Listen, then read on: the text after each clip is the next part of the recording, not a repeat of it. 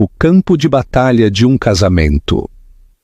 O perfume de milhares de jasmins pairava pesado no ar, um aroma doce e inebriante para o que estava destinado a ser o primeiro dia da eternidade. Para Helena Valente, este era o clímax de um sonho de uma vida inteira, de pé à beira de se tornar a senhora Gabriel Moniz.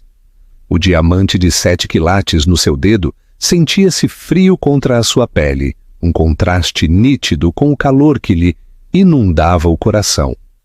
Os convidados estavam sentados, o quarteto de cordas tenso, e o homem que amava mais do que a própria vida a esperava. Tudo o que ela tinha de fazer era caminhar pelo corredor, mas uma porta fechada, uma voz abafada e um único nome sussurrado estavam prestes a converter o seu conto de fadas num campo de batalha. Já te aconteceu que um pequeno detalhe te fez duvidar de algo que parecia absolutamente perfeito? Deixa a tua opinião nos comentários. O estudo da traição controlada. A suíte nos Quintas do Paraíso, em Setúbal, Algarve, era um estudo de luxo caótico e controlado. A luz do sol, densa e dourada como o chardonnay local, filtrava-se pelas portas francesas do chão ao teto, iluminando as partículas de pó que dançavam no ar como minúsculos duendes festivos. Helena Valente estava de pé em frente a um espelho dourado de corpo inteiro, uma visão em seda marfim e renda artesanal. O vestido, uma criação feita à medida pela qual ela tinha voado para Milão, agarrava-se à sua figura como se fosse tecido com luar e promessas. A sua cauda caía atrás dela, uma magnífica cascata de tecido que se acumulava sobre o antigo tapete persa. Cada detalhe era perfeito, meticulosamente cuidado, produto de mais de 18 meses de planeamento obsessivo. Os jarros de cristal nos vasos de cristal eram do exato tom creme que ela especificara. Os vestidos das damas de honor, de um suave cinzento pomba, pendiam numa fila ordenada à espera das suas ocupantes. Uma garrafa de champanhe vintage arrefecia num balde de prata, a sua rolha ainda engaiolada, uma metáfora silenciosa da contenção e da expectativa que enchiam o quarto. Isto não era só um casamento, era uma produção, a fusão de duas famílias poderosas, os Valente e os Moniz, orquestrada na perfeição. Mas para Helena era algo muito mais simples e infinitamente mais profundo. Era o dia em que se casava com Gabo.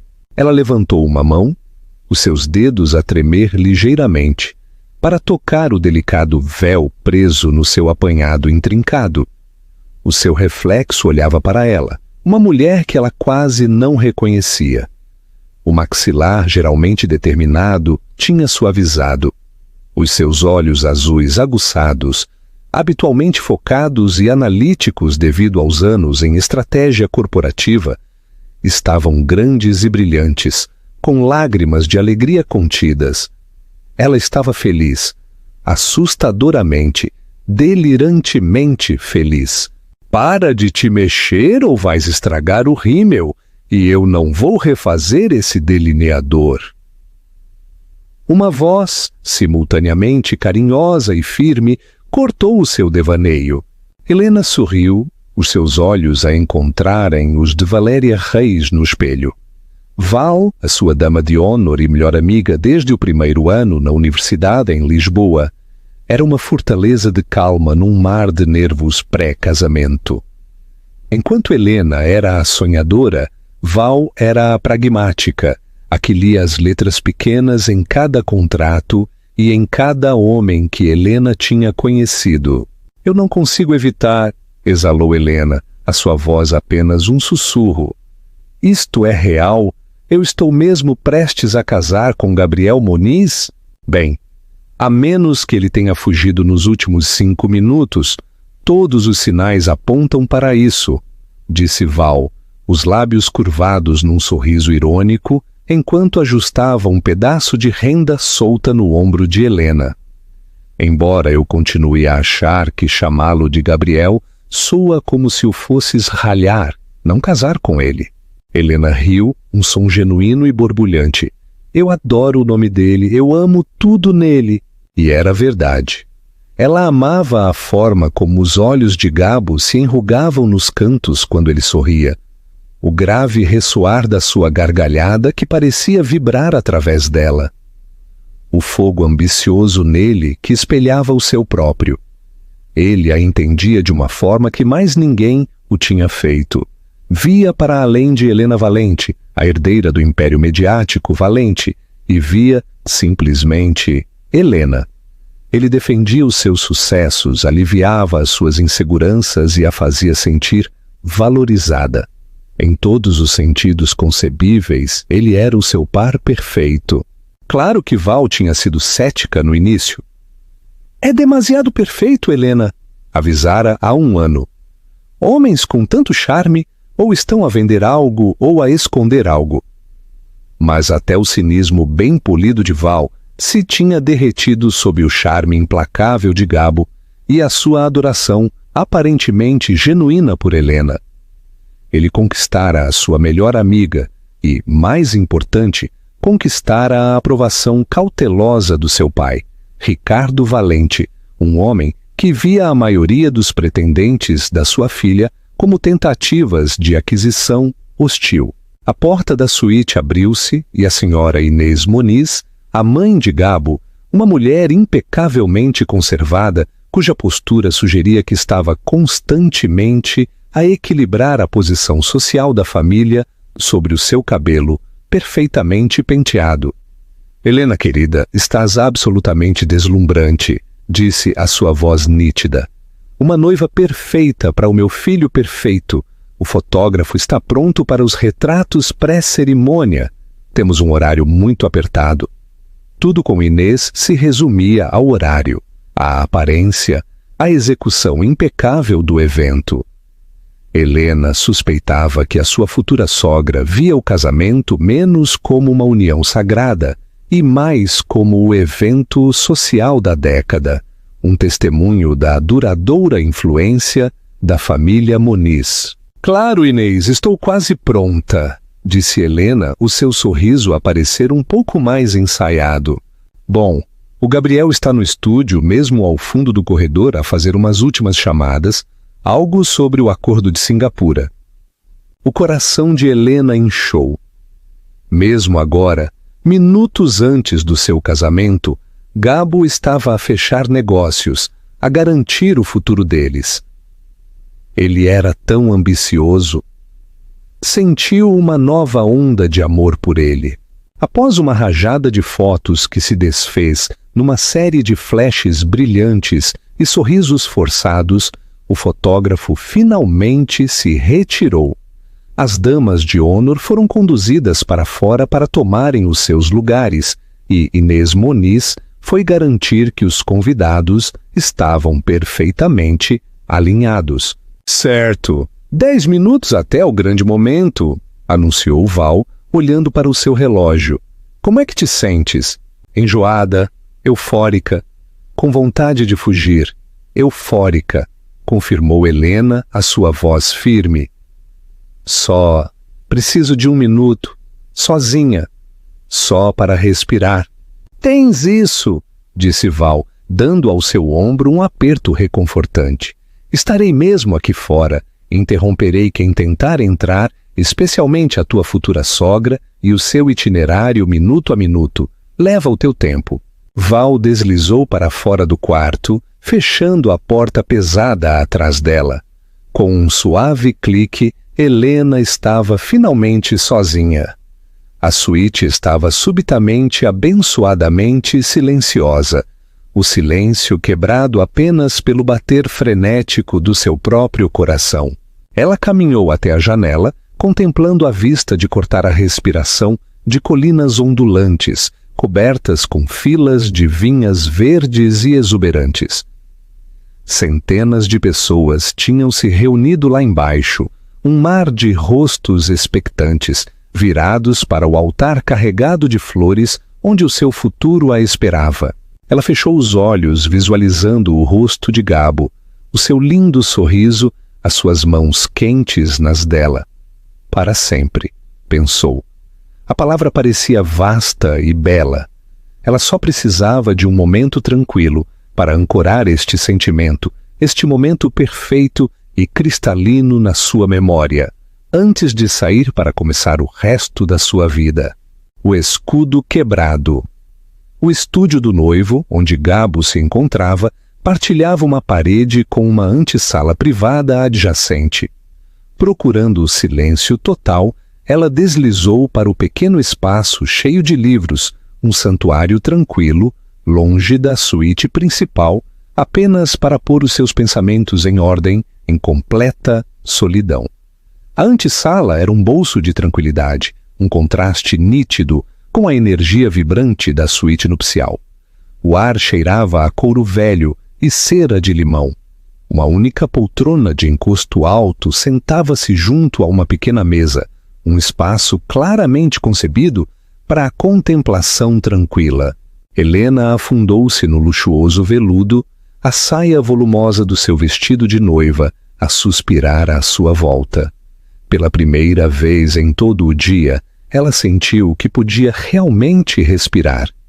Fechou os olhos, a contar os batimentos do seu coração, a tentar acalmar a corrida selvagem e alegre no seu peito. 1, 2, 3, 4. O silêncio que ela ansiava foi subitamente quebrado. Não era alto, apenas um murmúrio baixo do outro lado da parede. A parede que ligava ao estúdio privado do noivo. A voz de Gabo. Um sorriso suave e involuntário tocou os lábios de Helena. Ele ainda estava lá. Ela o imaginou a andar de um lado para o outro, bonito e incrivelmente elegante no seu smoking feito à medida, talvez a praticar os seus votos uma última vez. O pensamento era tão cativante que lhe doeu o coração de afeição. Ela encostou a cabeça ao encosto da cadeira, contente por apenas ouvir a cadência da sua voz, o timbre familiar que era o seu som favorito no mundo. Mas o tom estava errado. Não era a energia ligeiramente nervosa e excitada que ela teria esperado. Era baixo, íntimo e estranhamente tranquilizador. A forma como se fala quando se tenta acalmar uma situação turbulenta. Havia um toque de algo que ela não conseguia identificar, algo clandestino. A curiosidade, tênue no início, depois aguda e insistente, a picou. Isto era tolice. Provavelmente era apenas uma chamada de última hora com o seu melhor amigo, Javier, a rever algum detalhe final. Ainda assim, ela deu por si a levantar-se da cadeira. Os seus chinelos de seda não faziam barulho no tapete grosso. Ela moveu-se em direção à parede partilhada, atraída por um puxão inexplicável. Havia uma antiga e ornamentada grelha de ventilação embutida na parede, uma relíquia da construção original da quinta, e o som filtrava-se através dela com mais clareza. Ela hesitou apenas um segundo antes de pressionar suavemente o seu ouvido contra a parede fria e pintada ao lado dela. Não é difícil, mas tens de confiar em mim, Gabo estava a dizer. A sua voz era uma carícia baixa, uma fita de veludo de som que ele usara com ela 1000 vezes em telefonemas noturnos. Apenas por mais umas horas. Está tudo a correr exatamente como planeado. A quem estaria ele a falar com tanta ternura? Helena franziu a testa. Ele devia estar a falar sobre o acordo de Singapura que Inês tinha mencionado. A sua dedicação era admirável, mas não podia ele ter esperado até depois da lua de mel? Houve uma pausa e Helena esforçou-se para ouvir o outro lado da conversa, mas era impossível. Estava no telemóvel. Não sejas assim, continuou a voz de Gabo, e agora havia uma nota distinta de ternura pacificadora que fez com que um nó frio se formasse no estômago de Helena. Era um tom que ela conhecia intimamente, o que ele usava depois de terem tido um pequeno desentendimento, o que a derretia todas as vezes. Sabes que não é assim. Não podes pensar que esta cerimônia significa mais do que uma transação de negócios. Uma transação de negócios. As palavras atingiram-na como pedras. A sua respiração engasgou-se na garganta. Ele que estava a falar do seu casamento, do seu matrimônio. Ele estava a falar com um parceiro de negócios, obviamente, e a desvalorizar o casamento para manter um exterior profissional. Sim, tinha de ser isso. Ela estava a ser ridícula, uma noiva paranoica, que deixava os seus nervos a dominarem-na. Mas então ele falou novamente, e as duas palavras seguintes que ele proferiu estilhaçaram a sua realidade, cuidadosamente construída num milhão de pedaços irreparáveis. Ouve-me, Patrícia. O colapso. Patrícia. O nome era estranho. Não era a mãe dele, a irmã, a assistente.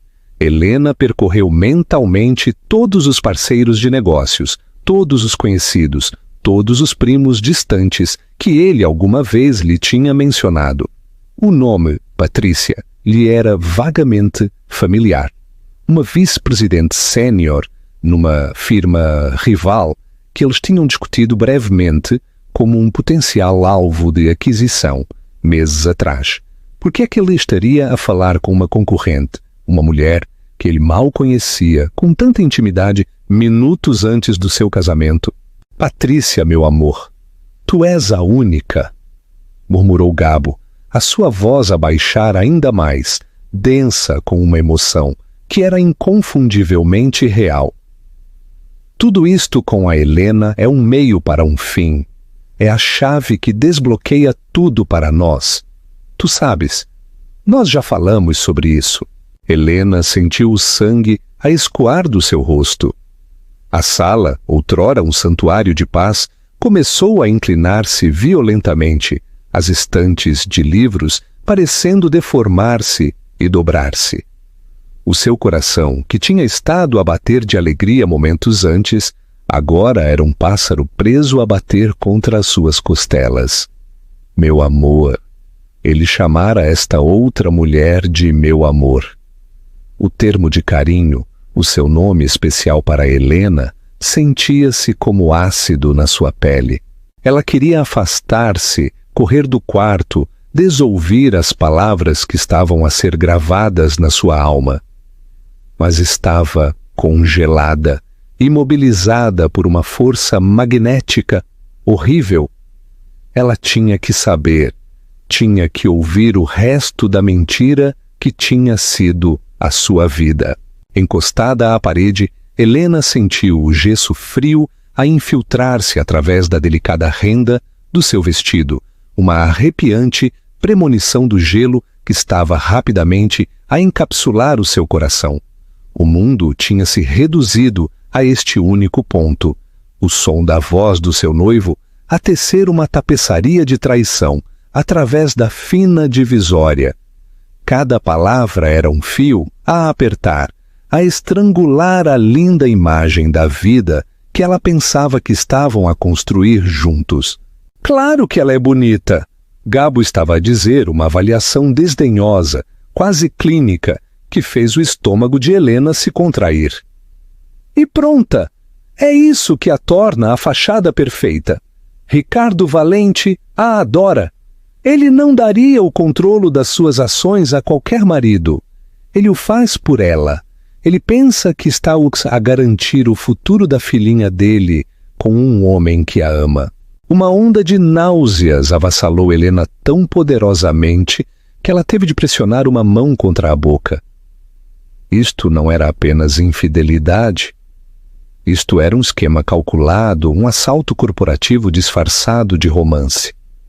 O seu pai, ele estava a usar o seu amor por ele para chegar ao seu pai, para obter o controle da empresa que o seu avô construíra do zero. O acordo pré-nupcial, que ela pensara ser uma formalidade padrão, agora pairava na sua mente como um documento sinistro.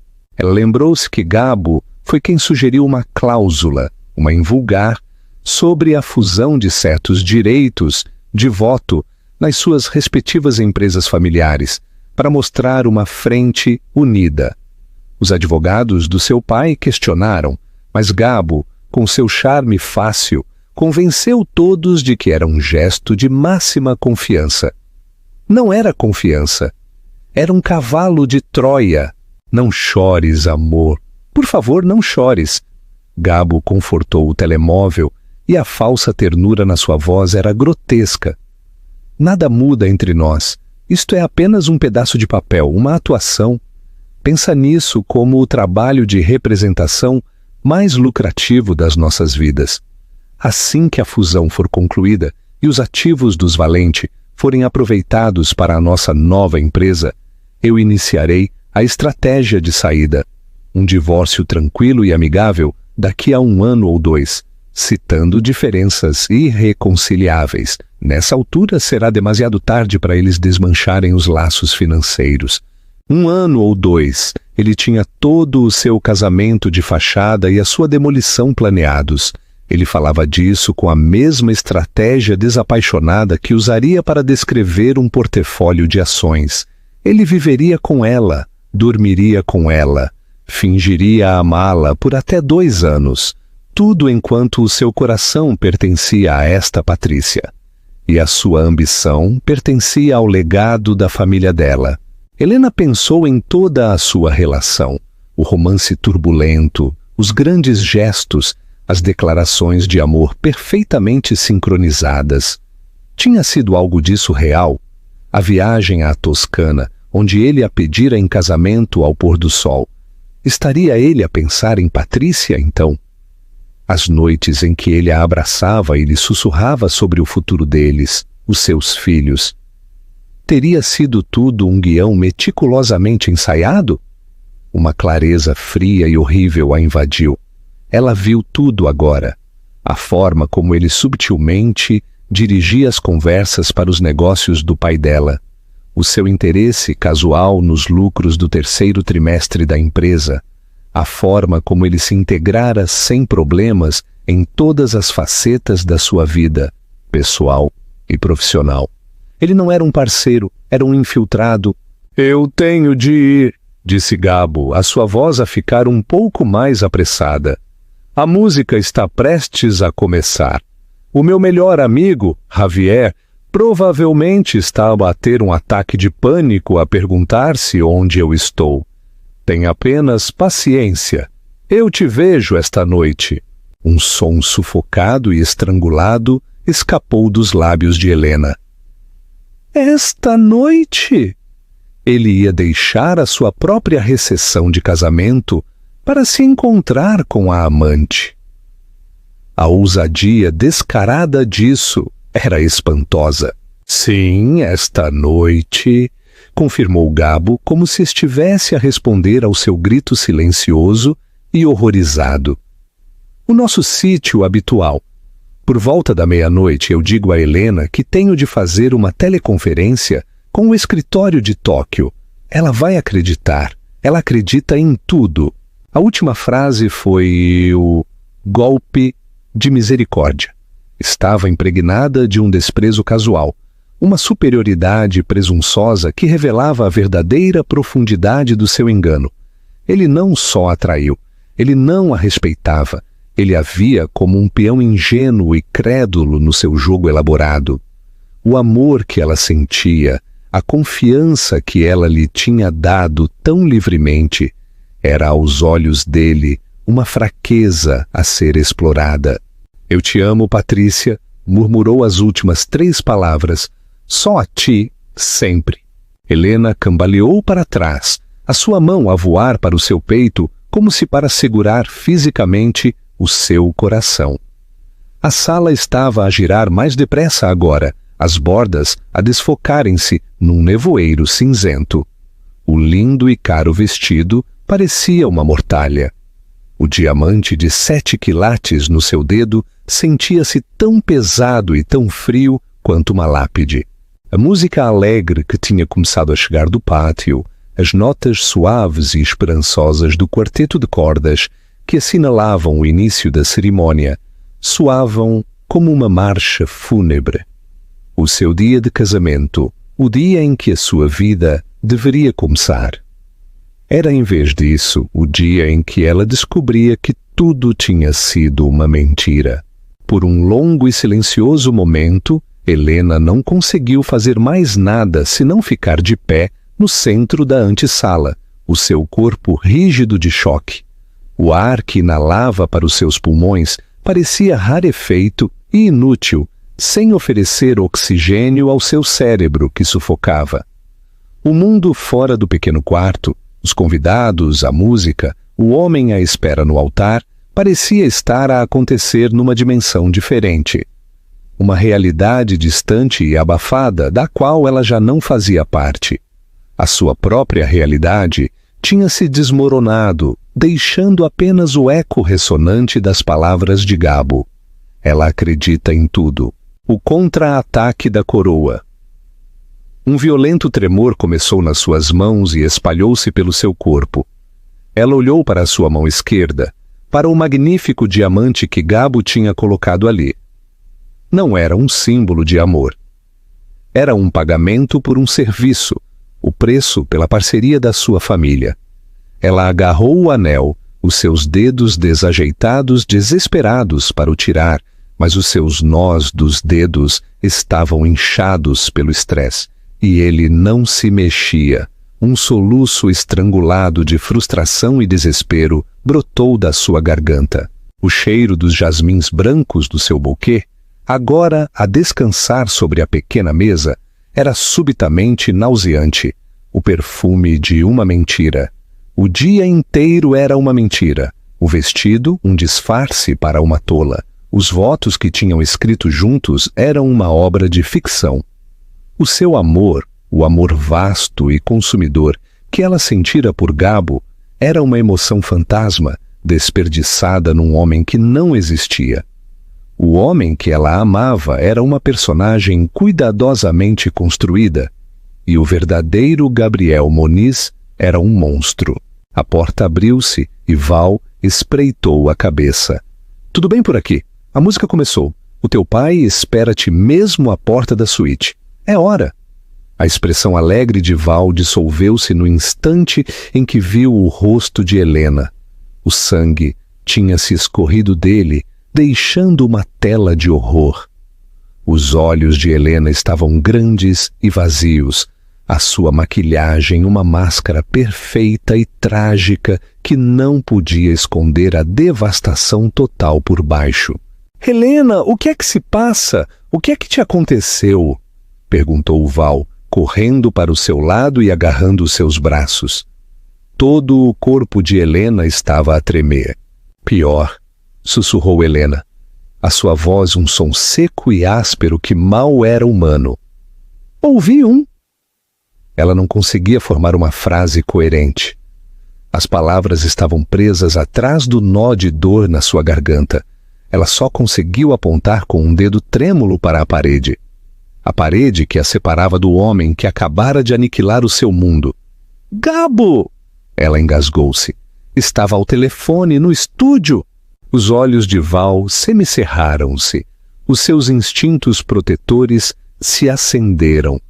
O que é que se passa com ele? Ele está a cancelar? Aquele cobarde filho da... Não, Helena a interrompeu. Uma única risada histérica escapou dos seus lábios. Era um som terrível, agudo e quebrado.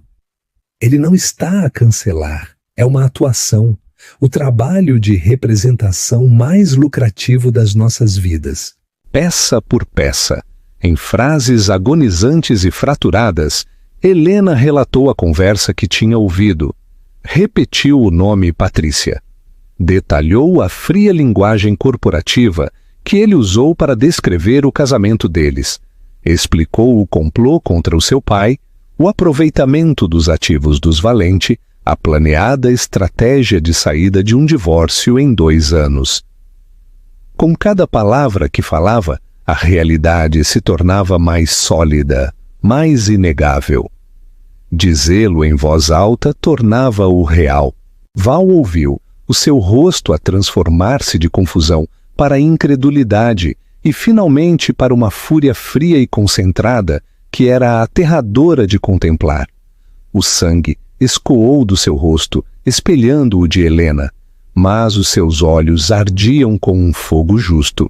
Todas as suas dúvidas iniciais, todas as súbitas bandeiras vermelhas que ela tinha deixado de lado para o bem de Helena, regressaram com força. Eu sabia, sibilou Val, com voz baixa e venenosa. Eu sabia que havia algo de errado com ele. A forma como ele olhava para o portfólio do teu pai, as perguntas que ele fazia. Eu disse a mim mesma que estava a ser paranoica. Ela apertou os braços de Helena, o seu aperto estabilizador. Aquela cobra manipuladora e parasita, eu vou matá-lo, eu saio agora mesmo e o aniquilo. É demasiado tarde, murmurou Helena, o olhar distante. A cerimônia está a começar. Todos estão à espera. O puro impulso do dia parecia imparável. Um comboio de carga a dirigir-se para um penhasco. Então nós o paramos, insistiu Val, a sua voz a subir com urgência. Nós saímos agora mesmo e contamos ao teu pai. Cancelamos tudo. Nós o humilhamos em frente a todas aquelas pessoas, que ele explique isto a Inês e ao seu horário perfeito. A ideia de ir embora, de correr e esconder-se, era tentadora. Ela podia dissolver-se numa poça de lágrimas, deixar Val tratar do assunto e acordar amanhã para lidar com as consequências. Mas depois as últimas palavras de Gabo ecoaram nos seus ouvidos. Ela acredita em tudo. A complacência, o desprezo cortante. Ele a via como fraca, uma tola com quem brincar. Se ela fugisse a chorar, estaria a provar que ele tinha razão. Ele contaria uma história, pintá-la-ia como uma noiva instável que foge e talvez até salvasse a sua reputação. Ele ganharia. Um novo sentimento começou a agitar-se sob o peso esmagador da sua dor. Era pequeno no início, uma pequena brasa nas cinzas do seu coração. Mas ao olhar para o seu próprio reflexo no vidro escurecido da janela, uma mulher num vestido branco, destruída, mas ainda não partida, essa brasa começou a brilhar. Era raiva, uma raiva pura e clara. Ele não ia ganhar. Ele não ia destruir a sua família e sair ileso. Ela não seria a vítima na história dele. Ela seria o acerto de contas. Não, disse Helena, a sua voz subitamente firme, infundida com uma calma arrepiante. Nós não vamos pará-lo. Eu não vou fugir. Ela endireitou os ombros, levantando o queixo. Os seus olhos, quando encontraram os de Val no espelho, já não estavam vazios. Estavam a arder. Eu vou caminhar por aquele corredor. Val olhou para ela completamente perplexa. O quê? Helena? Não, estás louca. Tu não podes casar com ele. Não podes ficar lá e dizer votos àquele monstro. Eu não vou casar com ele, disse Helena, a sua voz tão nítida e fria quanto o gelo a partir. Eu vou expô-lo. O choque que a tinha paralisado há momentos atrás recuou, substituído por uma clareza sobrenatural. Gabo tinha confundido o seu amor com a insensatez. Ele tinha confundido a sua confiança com a cegueira. Ela estava prestes a descobrir o quão devastadoramente enganado ele estava. Ele quer uma atuação. Os lábios de Helena curvaram-se num sorriso amargo e sem alegria. Eu vou dar-lhe a atuação da vida dele, em frente aos nossos 500 amigos, familiares e parceiros de negócios mais próximos, em frente ao meu pai, em frente à mãe dele. A compreensão apoderou-se do rosto de Val, seguida por um sorriso lento e lupino. Oh, mulher magnífica, qual é o plano? Eu preciso de provas, disse Helena, a mente a acelerar. Não pode ser apenas a minha palavra contra a dele. Ele vai negar tudo.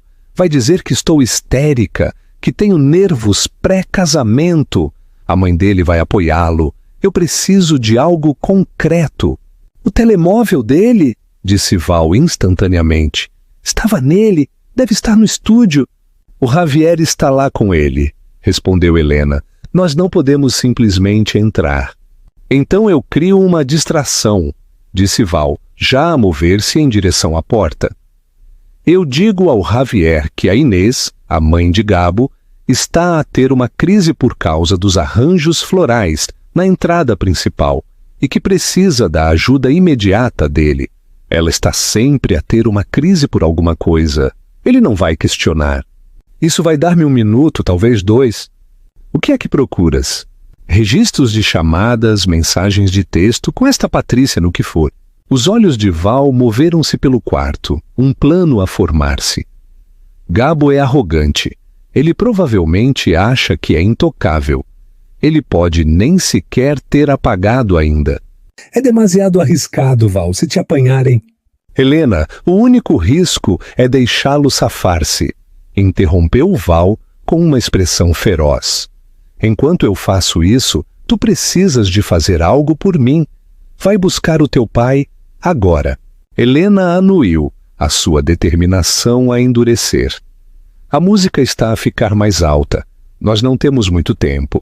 Vai, usa a porta que liga a suíte principal ao corredor. Ninguém te verá. Diz ao teu pai que há uma emergência com o vestido, o que for. Apenas traz-o para este quarto e não o deixes ir. Eu te vejo aqui. Com um último olhar determinado, Val deslizou para fora da antessala. Helena respirou fundo pela última vez, compondo o seu rosto numa máscara de plácida preocupação. Regressou à suíte nupcial, que agora estava vazia, e abriu a porta principal para o grande corredor. O seu pai, Ricardo Valente, estava ali, a parecer majestoso e orgulhoso no seu smoking, o seu cabelo prateado perfeitamente penteado. O seu sorriso caloroso era a coisa mais gentil que ela tinha visto na sua vida, e a visão dele, tão cheio de amor e orgulho por ela, quase a quebrou. Aí estás tu, meu amor, disse ele, estendendo o braço. Pronta para dar a caminhada mais longa e importante da tua vida? Quase, papá, disse Helena, forçando a sua voz a manter-se uniforme. Há um pequeno rasgão na renda nas costas do meu vestido. A Val está a tentar encontrar um alfinete. Podias vir à antessala por um segundo? Eu não quero que mais ninguém veja. O sorriso de Ricardo vacilou ligeiramente, substituído por preocupação. Claro, querida, o que precisares. Ela o guiou para além da suíte nupcial vazia e para a pequena e tranquila antessala, onde o seu mundo tinha terminado há apenas alguns minutos. Ela fechou a porta firmemente atrás deles. Helena, o que é isto? Perguntou o seu pai, com a testa franzida enquanto olhava para o pequeno quarto. Onde está o rasgão? Helena virou-se para o encarar, deixando cair a máscara de compostura. O seu pai viu a angústia crua nos seus olhos e toda a sua atitude mudou. O pai festivo desapareceu, substituído pelo astuto e protetor diretor executivo, que conseguia detectar uma ameaça a quilômetros de distância. O casamento está cancelado, disse Helena, a sua voz a tremer, mais clara. O quê? O que é que aconteceu? Ele te fez algo? As mãos de Ricardo já se estavam a fechar em punhos. Ela lhe contou tudo. Omitiu o desgosto, a traição pessoal e focou-se nos factos que ele, como homem de negócios, captaria de imediato. Gabo está a casar comigo para obter o controle das tuas ações. É um complô de aquisição corporativa, orquestrado com uma mulher chamada Patrícia Antunes. Ele planeia aproveitar os nossos ativos, fundi-los numa nova empresa e depois divorciar-se de mim em menos de 2 anos. Ricardo Valente empalideceu. Ele afundou-se na poltrona que Helena tinha ocupado antes, parecendo como se tivesse levado um golpe físico. Por um momento, ele ficou em silêncio, a processar a magnitude do engano. Não era apenas o coração da sua filha, era o trabalho da sua vida, o legado da sua família, o que tinha sido o alvo. A sua expressão mudou de choque para uma raiva glacial e aterradora que fez o ar da sala ficar frio. Aquele jovem, começou a sua voz com um grunhido baixo, está prestes a aprender o que realmente significa meter-se com um valente. O veredito no altar. Nesse momento, a porta abriu-se silenciosamente e Val deslizou de volta para o quarto. O seu rosto pálido, mas os seus olhos triunfantes. Ela segurava a sua pequena mala enfeitada. "Conseguiste?" exalou Helena. "Melhor", Val sussurrou, a sua voz a tremer de adrenalina. O laptop dele. Estava aberto na secretária dele. Tem um programa que grava automaticamente as suas chamadas de negócios para controlo de qualidade. Ele deve-se ter esquecido de o desligar. Tenho a conversa completa de 10 minutos cada palavra. Helena olhou da pendrive na mão de Val para a fúria a arder nos olhos do seu pai. A peça final do seu plano acabava de se encaixar. O quarteto de cordas lá fora intensificou-se, a tocar os primeiros compassos da marcha nupcial. Era a hora. Ricardo pôs-se de pé, as suas costas rigidamente direitas. Olhou para a sua filha, os seus olhos cheios de uma mistura de imensa dor por ela e orgulho ilimitado. Ele estendeu-lhe o braço. "Parece, meu amor", disse a sua voz, sombria, mas resoluta, "que ainda temos um caminho a percorrer. Vai tê-lo." Caminhar pelo corredor de braço dado com seu pai foi uma experiência surreal e fora do corpo. Os rostos dos convidados viraram-se para ela, um mar de sorrisos radiantes e lágrimas felizes. Eles viram uma noiva radiante, a imagem da perfeição a deslizar para o seu final feliz. Não viram o conselho de guerra que tinha ocorrido há apenas momentos, nem podiam sentir o frio ártico que emanava da noiva e do seu pai. Helena manteve a cabeça erguida, o seu buquê de jasmins brancos apertado com tanta força que os seus nós dos dedos estavam brancos. Os seus passos eram medidos e deliberados, não os passos hesitantes de uma noiva nervosa, mas a marcha determinada de um soldado. O seu olhar estava fixo no final do corredor, no homem de pé, sob um magnífico arco de flores. Gabriel Moniz era ainda mais bonito do que ela se lembrava, o seu sorriso, largo e seguro. À medida que ela se aproximava, ela viu o olhar nos seus olhos, uma mistura de adoração e posse triunfante. Ele pensava que tinha ganho. Estava a olhar para o seu grande prêmio, a sua linda e desprevenida chave para uma dinastia. A visão disso atiçou o fogo da sua raiva, queimando os últimos vestígios das suas lágrimas. A mão do seu pai era uma rocha no seu braço. Ele inclinou-se, o seu sussurro apenas para os ouvidos dela. "Estou tão orgulhoso de ti, Helena. Dá-lhe o que ele merece." Quando eles chegaram ao altar, Ricardo não só deu a mão de Helena a Gabo. Ele a colocou ali com uma formalidade deliberada, os seus olhos a cravar-se nos de Gabo por uma fração de segundo demasiado longa, uma promessa silenciosa de retribuição. Gabo, alheio, sorriu para ela. "Estás deslumbrante", sussurrou a sua voz, cheia da falsa ternura que outrora tinha sido todo o seu mundo. "Eu sou o homem mais sortudo do mundo." "Tu não fazes ideia", respondeu Helena.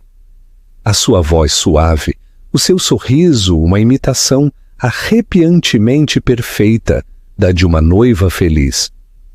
O sorriso dele vacilou por um segundo, confuso com o seu tom, mas o celebrante começou a falar e o momento passou. A cerimônia começou. As palavras passaram sobre Helena, banalidades sobre o amor, a confiança e o para sempre.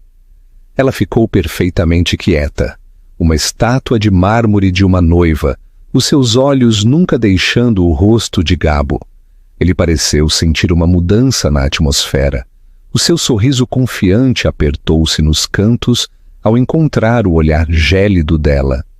Ele mexeu-se com os punhos, um vislumbre de incerteza nos seus olhos. Passaram pelos comentários de abertura e pelas leituras. Depois chegou o momento. O celebrante sorriu benevolentemente. Antes que estes dois se unam em matrimônio, se houver alguém presente que tenha justa causa para crer que não devem casar, que fale agora ou se cale para sempre. Uma pausa dramática tradicional. Os convidados mexeram-se, alguns tossiram educadamente. No silêncio, Helena, que se supunha ser a imagem da aquiescência silenciosa, deu um pequeno e libertador passo em frente e levantou a mão. Um suspiro coletivo se espalhou pela multidão. Começou como um murmúrio e transformou-se numa onda de sussurros chocados. O rosto de Gabo congelou. O sangue escoou dele. A sua máscara de noivo encantador partiu-se num milhão de pedaços. A sua mãe, Inês, na primeira fila, parecia como se tivesse levado um estalo. Helena, o que é que tu estás a fazer? Sibilou Gabo, a sua voz um sussurro de pânico, a tentar agarrar a mão dela. Ela a afastou como se o toque dele fosse veneno. Virou-se para o celebrante atônito. Eu acho que tenho justa causa, disse a sua voz, clara e firme, amplificada pelo pequeno microfone preso à sua lapela. Os técnicos, assumindo uma reviravolta moderna planeada na cerimônia, tinham-no ligado. Cada pessoa na quinta podia ouvi-la perfeitamente. Ela virou-se ligeiramente, dirigindo-se não só a Gabo, mas a toda a Assembleia. Gostaria de agradecer a todos por terem vindo hoje para celebrar esta união. Uma união que, até há cerca de 20 minutos, eu acreditava basear-se no amor e no respeito mútuo. No entanto, acabei de tomar conhecimento de uma nova informação que alterou um pouco os termos do acordo. Ela viu o seu pai a acenar gravemente do seu assento. Viu Val, de pé junto às outras damas de honor, a sua expressão de justa reivindicação. Os olhos de Helena encontraram os de Gabo novamente. Os dele estavam arregalados, com um horror crescente e incredulidade. Vejam, continuou, a sua voz a escorrer desprezo. Eu sempre pensei que o apelido do meu noivo para mim era meu amor. Um pouco sem originalidade, talvez, mas eu apreciava-o. Imaginem a minha surpresa quando descobri, mesmo antes de caminhar por este corredor, que ele reserva esse mesmo termo de carinho para outra mulher. Uma mulher chamada Patrícia Antunes. O nome pairou no ar. Gabo estremeceu como se tivesse levado um tiro. Ele abriu a boca, mas não saiu nenhuma palavra. Mas a simples infidelidade eu poderia ter perdoado, continuou Helena, a sua voz a subir de poder. O que eu acho um pouco mais difícil de ignorar é a razão para este casamento. Gabo chamou-lhe uma transação de negócios, um meio para um fim, o trabalho de representação mais lucrativo das nossas vidas. As palavras dele, não as minhas. Ela deu um passo mais perto dele. A sua voz baixou para um sussurro conspiratório que o microfone levou a todos os cantos da audiência atônita. O plano era bastante brilhante, na verdade. Casar com a filha carinhosa e confiante para obter o controlo das ações do teu pai, aproveitar os ativos da Valente Média, garantir o teu futuro e depois solicitar um divórcio tranquilo daqui a 1 ano ou 2. E o tempo todo estarias a ver a Patrícia. Tu até tinhas um encontro planeado para esta noite, o teu sítio habitual à meia-noite. depois de mentires à tua nova esposa sobre uma teleconferência com o escritório de Tóquio. Gabo finalmente encontrou a sua voz. Ela está histérica, balbuciou, olhando selvaticamente para a multidão, depois para a mãe. Ela está com nervos pré-casamento. Ela não está bem. Inês Moniz começou a levantar-se do seu assento. O seu rosto uma máscara de fúria e humilhação, pronta para defender o filho e salvar a situação. Mas antes que pudesse falar, Val avançou da fila de damas de honor. Ela segurou o seu telemóvel, que estava ligado a um pequeno altifalante portátil, no púlpito do celebrante. É esta a tua voz, Gabo? Perguntou Val num tom mortal.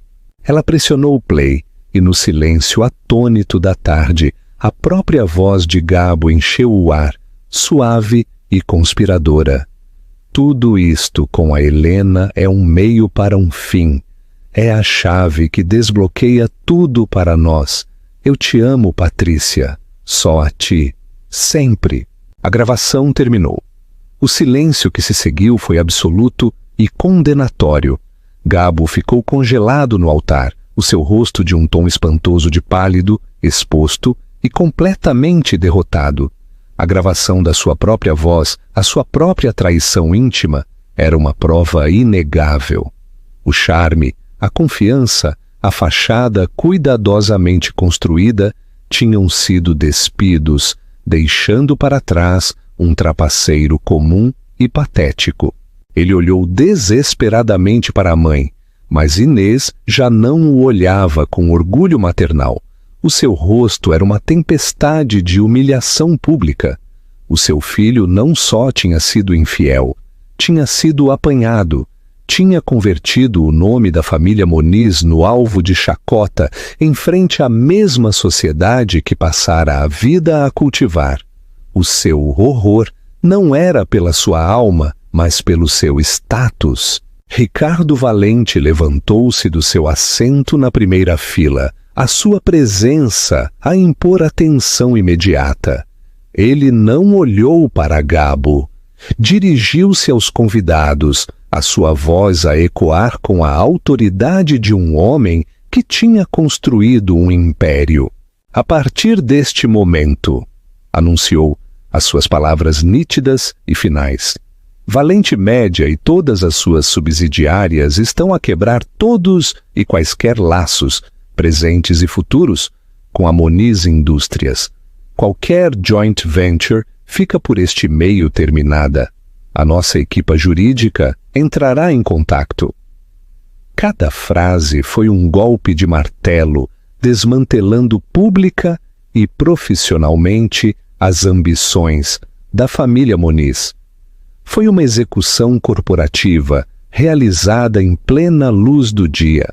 Gabo finalmente olhou para Helena, uma expressão desesperada e suplicante no seu rosto. Helena, por favor, podemos falar sobre isto? Não faças isto. Helena olhou para o homem com quem quase se casara e pela primeira vez não sentiu nada. Nem amor, nem ódio, nem sequer pena. Havia apenas um espaço vasto e vazio onde os seus sentimentos por ele costumavam estar. Era um estranho, uma proposta de negócio falhada. Lentamente, ela começou a tirar as suas luvas de seda branca. Depois, com uma força que não sabia que possuía, ela rodou o diamante de 7 quilates no seu dedo. Finalmente soltou-se.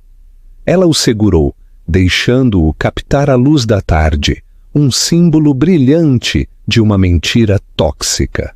Ela olhou diretamente nos olhos dele. A empresa do meu pai, o legado da minha família, a minha confiança. Tu pensaste que este era o preço por tudo isso? Ela abriu a palma da mão e deixou cair o anel. Caiu nos degraus de pedra do altar com um pequeno e definitivo tilintar, um som de finalidade que ressoou por toda a quinta. Tu não és rico o suficiente para comprar o meu coração. Sem outra palavra, sem um único olhar para trás, Helena se virou. Recolheu a saia do seu magnífico vestido, o que ela escolhera para uma vida que já não existia, e começou a caminhar. Não a correr, a caminhar, de volta pelo corredor que acabara de acender. Desta vez, os rostos dos convidados eram um borrão de choque, espanto e, para muitos, profundo respeito. Ela não era uma noiva abandonada, a fugir envergonhada. Era uma rainha que abdicava de um trono corrupto, de cabeça erguida, as costas direitas.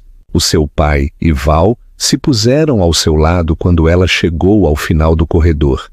Eles não falaram, não precisavam, simplesmente formaram uma parede protetora à sua volta, a sua presença um testemunho silencioso do amor que era real e duradouro. Ao sair da sombra do dossel de casamento e entrar na luz do sol brilhante e não filtrada, Helena respirou fundo, o ar limpo pela primeira vez. O cheiro dos jasmins já não lhe parecia enjoativo. Era apenas o cheiro de um lindo dia, o primeiro dia do seu novo futuro não escrito. O casamento tinha terminado, a sua vida estava prestes a começar. O abrigo e a cura. A caminhada para longe do altar foi a mais longa e a mais curta da vida de Helena. Cada passo era uma quebra deliberada de um laço com o passado.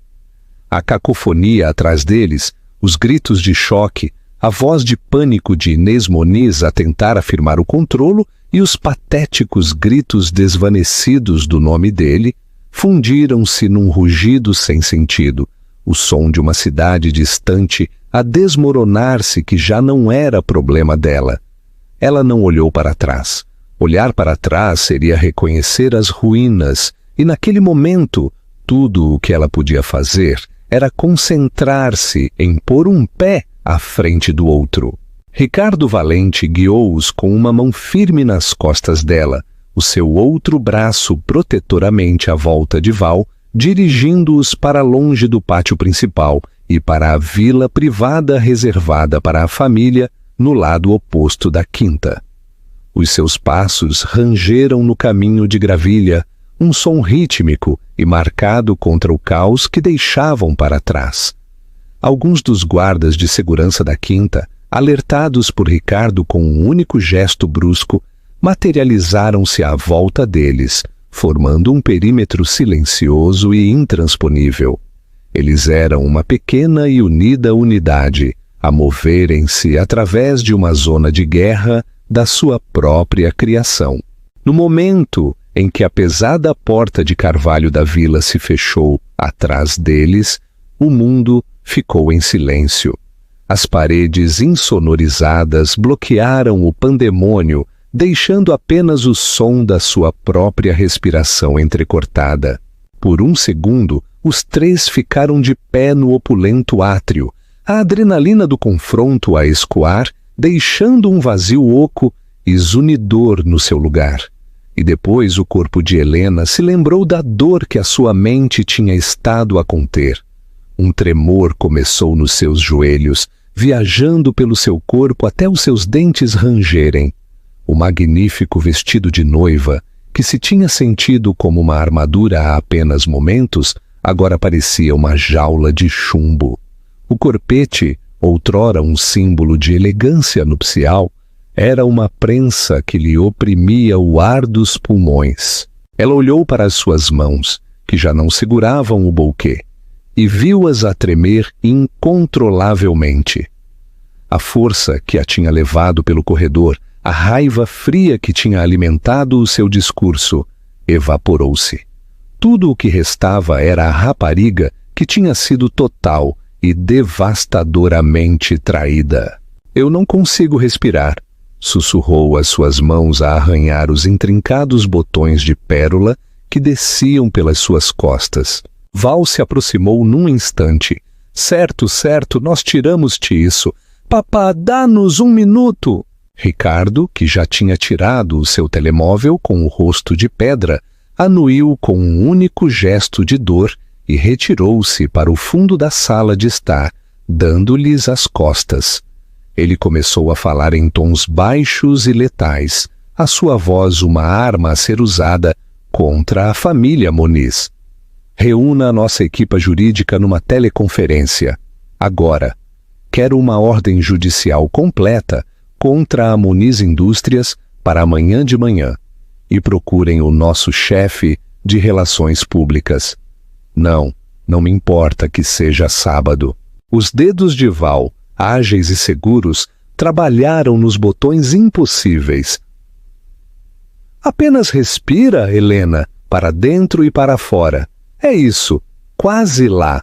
Um por um, os botões se soltaram e a cada libertação, uma onda de desespero se apoderou de Helena. Era como se o vestido a tivesse estado a manter unida e agora ela estivesse a desmoronar-se pelas costuras.